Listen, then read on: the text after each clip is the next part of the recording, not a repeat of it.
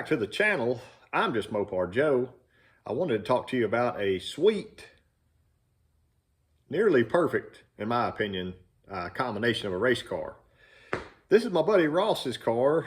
He actually came down to race with me at Newport. It's been about 3 or 4 weeks ago with his permission. What an awesome combination of a small block and a e-body can do. So this is a 1973 Dodge Challenger. Original 340 car. It's now a 408. So let me give you a quick walk around of it here. Here are the specs on this car. So this is an 1/8 mile drag race. This is my hometown 1/8 mile drag strip. The car has a 391 rear gear, which most people would believe is not ideal for the 1/8 mile. It has a 28-inch tall slick, 28 by 10 Hoosier slick, which a lot of people would say is too tall for that gear ratio for the 1/8 mile.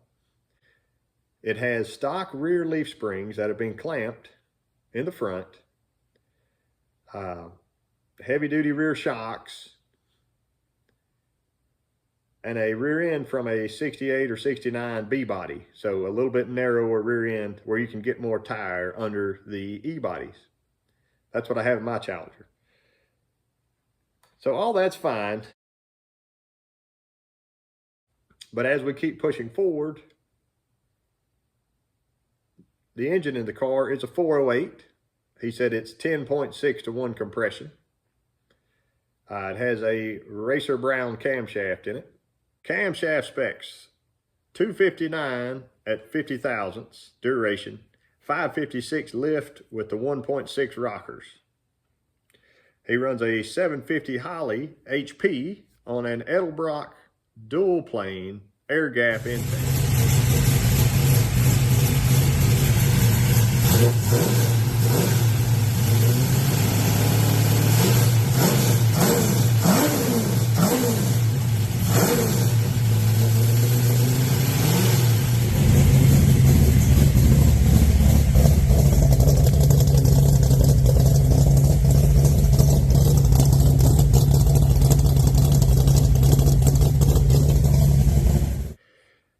The bigger deal for me out of all that is that he runs cast iron J heads that have been ported.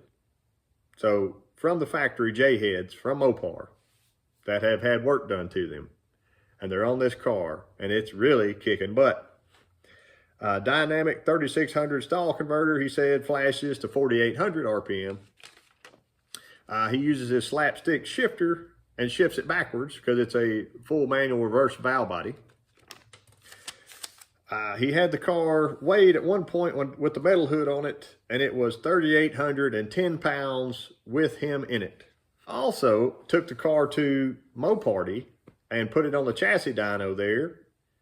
I'll show you that sheet. It made 575 foot-pounds to the rear wheels and 405 horsepower. And he said that was a 92-degree day, and he only ended up getting 2 pulls, couldn't make any adjustments. So this car's already batting 1,000 in my mind. I look under the hood. It has a clutch fan, he said, came from a van in a junkyard. It has a mechanical fuel pump, no electric fuel pump at all.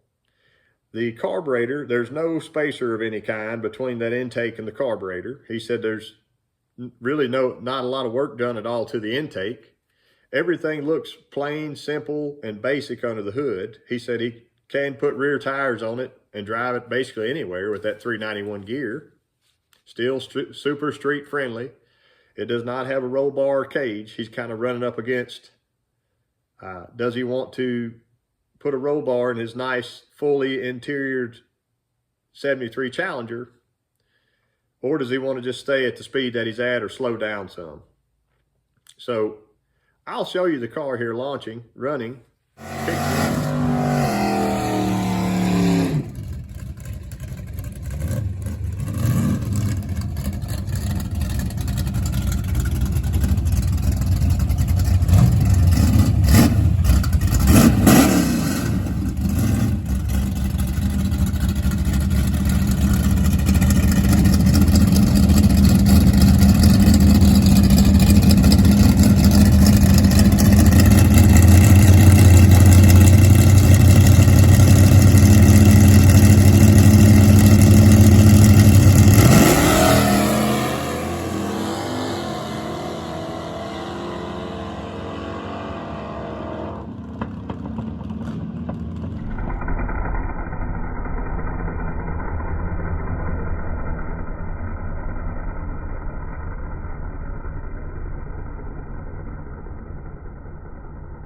He and I got to race at Newport in one of the elimination rounds, and I can show you that too.